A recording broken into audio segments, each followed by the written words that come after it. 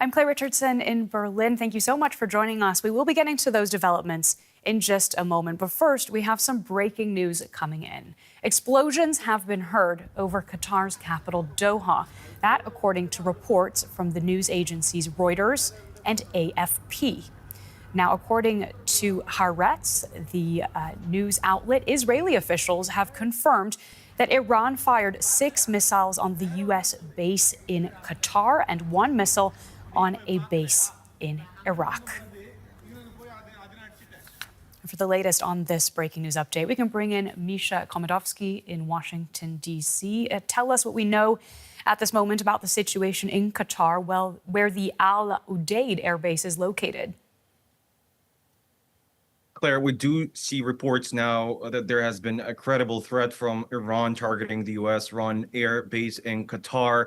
It is the largest U.S. base in the Middle East. It is home to about 10,000 American troops, and separately, Axios, American news network, reported, citing an Israeli official, that Iran has indeed launched 6 missiles at U.S. bases in Qatar.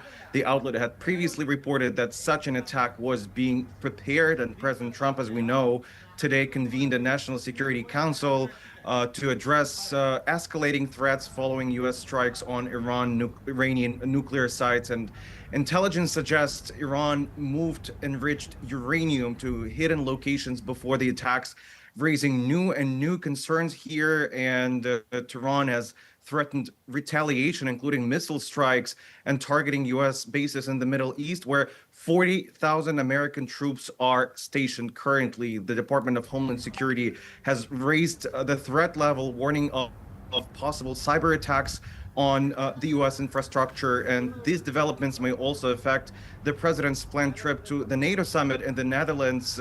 He left early during the G7 summit in Canada. And worth noticing that, Claire, right now over 40,000 U.S. troops are based in the Middle East, including civilians, along with billions and billions of dollars in American weapons and military equipment. Thousands of these troops could now face direct threats from Iran through either missile strikes or through attacks similar to those that we see by Russia in Ukraine, where the drones are used. Or we can see assaults by Iranian-backed groups in the region. We're still waiting for the White House's reaction to these recent news. The story is currently breaking. We will bring you the latest in less than an hour. Yeah, that's absolutely right. And it's worth noting that in a press conference after the United States attacks on Iran over the weekend, they really made the case that this would be case closed. However, there had been fears that an Iranian response could target U.S. interests in the Middle East. How dangerous of a moment would this be if we get confirmation of what has happened here? Well, we are not seeing like a threat that would target the United States, but Tehran has threatened responses ranging from missile strikes to closing the Strait of Hormuz and targeting U.S. military bases. And this is somewhere they can reach because the United States is located way far away from the Middle East. Now basically a region housing approximately 40,000 U.S. troops is under immediate threat. And Iran has already launched rockets at Israel in response, escalating regional hostilities. And we're yet to hear from President Trump on this matter, as he just now convened his national security team to discuss these latest developments. All right, and we will, of course, be keeping you posted on that. Thank you so much, Misha. That's DW's Misha Komodovsky in Washington, D.C. with the latest.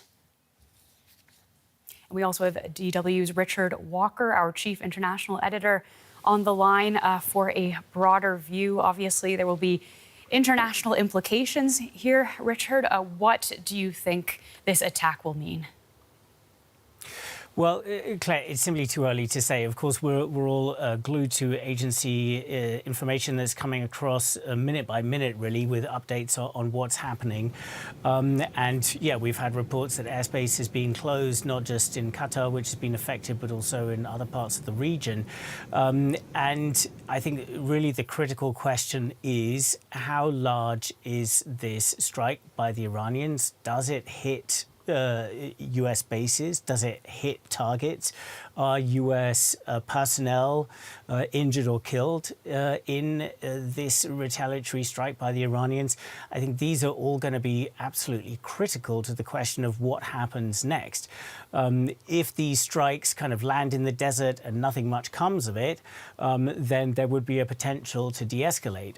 If these strikes cause significant damage, or if they cause, especially if they cause US casualties, then you can expect some retaliation from the US, and Donald Trump has already threatened that, of course, in his many social media posts in recent days. So it's a real kind of wait-and-see moment right now. What does this strike actually do? Yeah, and we are looking at live footage from Doha at night that our viewers can see just there. As Richard says, we will have to wait for confirmation of how much damage this actually could potentially do. Richard, is there a possibility that if we don't see American lives lost, that this could be the end of the Iranian response and seen as a kind of way for them to retaliate without turning up the heat and leading to a very significant escalation in the Middle East? I mean, that would be the best case scenario, Claire, at this stage. Obviously, that is, you know, what the Americans would be hoping for, and that is what many observers will be hoping for. But that doesn't necessarily mean that, you know, even if that was the case, that this whole story is over, because the Israeli strikes on the Iranian nuclear program continue. Israeli strikes on Iranian targets continue. It's quite possible that if it becomes clear that the damage to the nuclear targets that was inflicted by the Americans was less than initially claimed by the Americans, that the Americans might then decide that they need to hit again. That's also obviously a possibility. Donald Trump has even, of course, kind of raised the specter, kind of contradicting the rest of his team, that possibly regime change attempts might be in the cards after all. So there are all sorts of ways in which this could escalate, even if this individual incident does not. But really, like I say, we're really waiting to see what do these Iranian missiles hit, because that is really going to be the guide to what happens next. One area of speculation has also, of course, been about whether Iran might try to disrupt traffic through the Straits of Hormuz, which we've obviously been covering in the last few days quite a bit. That would be seriously disruptive on an economic level because of all of the oil that passes through the Straits of Hormuz. But one consideration there is that is something that would not necessarily hurt the United States, say, as much as it might hurt other countries such as China, which are, of course, much closer to Iran. So there's some speculation that the Iranians might not go for an option like that because it may not hurt the people that they want to hurt. But yeah, for now, our focus is on what is going on with this strike aiming at Qatar, and will potentially other targets also come into focus. Thank you so much, Richard. If you're just joining us, we've been talking about reports that Iran has launched missiles toward U.S.